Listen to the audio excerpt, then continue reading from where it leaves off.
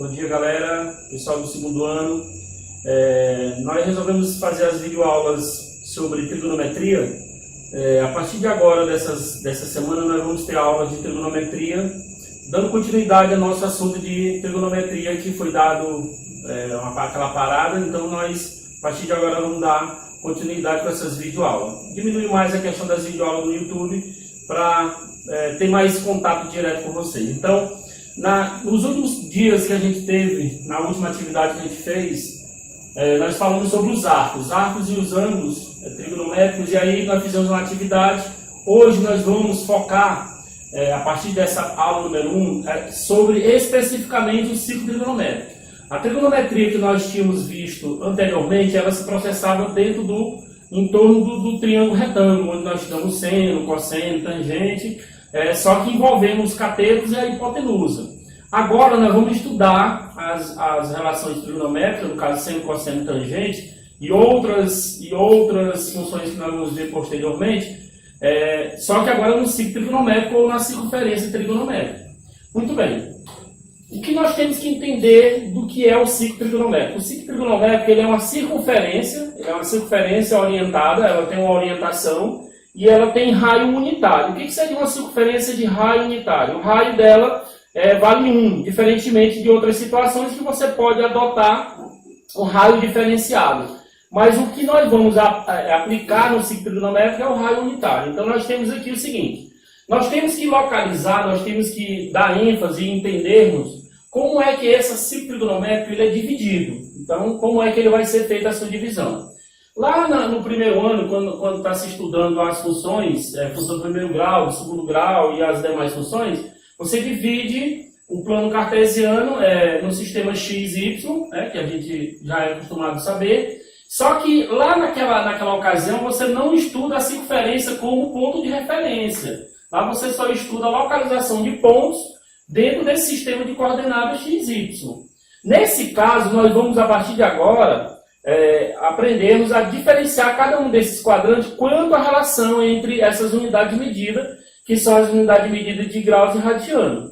Então, a primeira coisa que nós temos que observar é que aqui, vamos imaginar que seja a nossa origem, a origem da contagem do ciclo trigonométrico, mesmo porque o ciclo trigonométrico ele se processa, ou ele é orientado em dois sentidos. Aí esse sentido vai dependendo do cálculo que você está realizando, você tem essas duas situações. A primeira, o ciclo trigonométrico ele é orientado no sentido anti-horário, e ele também é orientado no sentido horário. O sentido horário é esse sentido aqui do ponteiro dos relógios, a contagem dos quadrantes ou dos sinais negativos.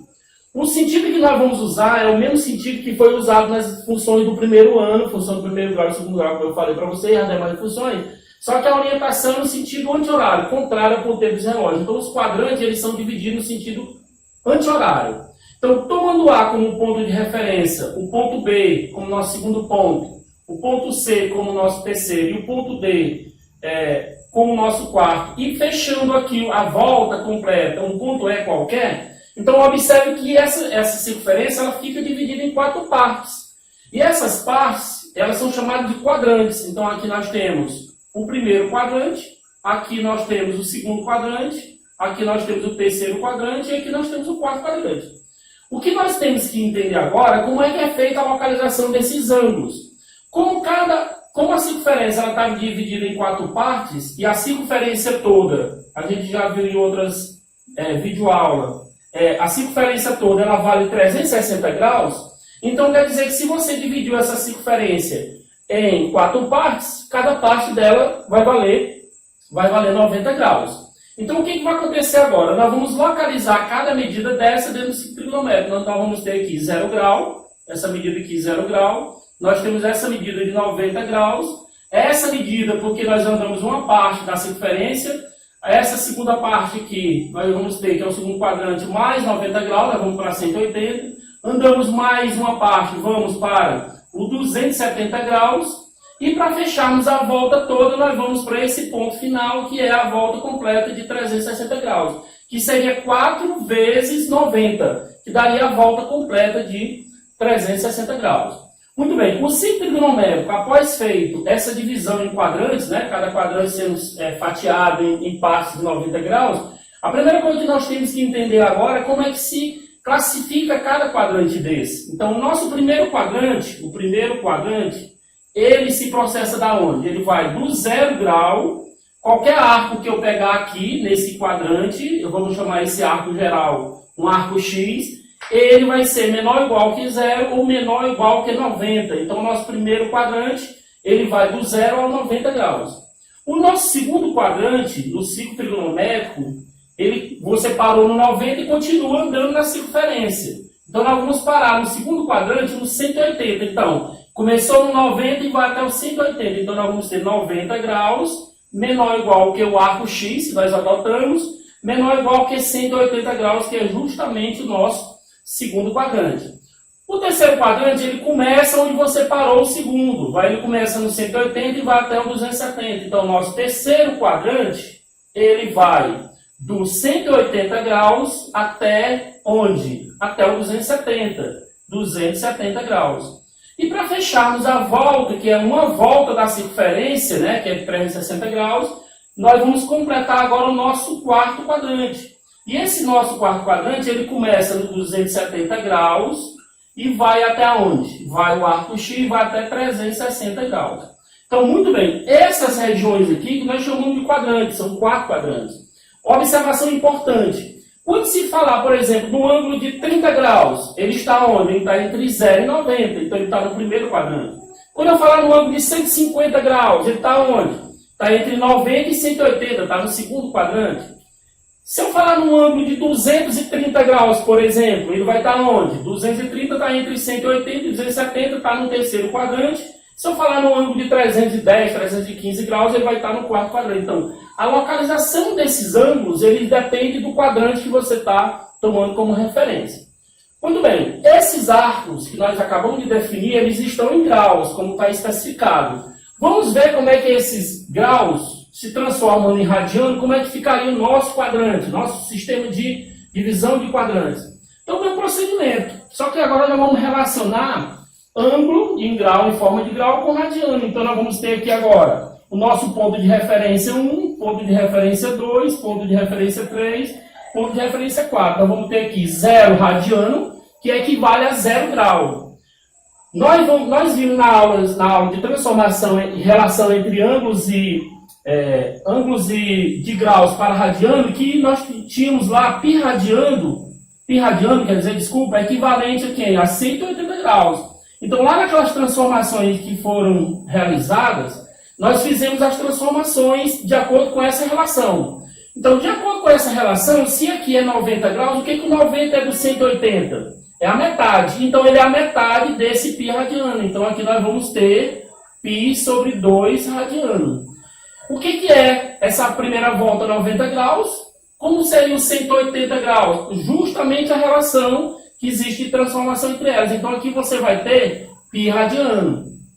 Quando você pega essa volta que nós temos, a primeira parte, 90, mais 90, 180, e quando eu pego e vou para o terceiro quadrante, que é a minha terceira, primeiro quadrante, segundo quadrante, terceiro quadrante, como vai ficar essa representação aqui?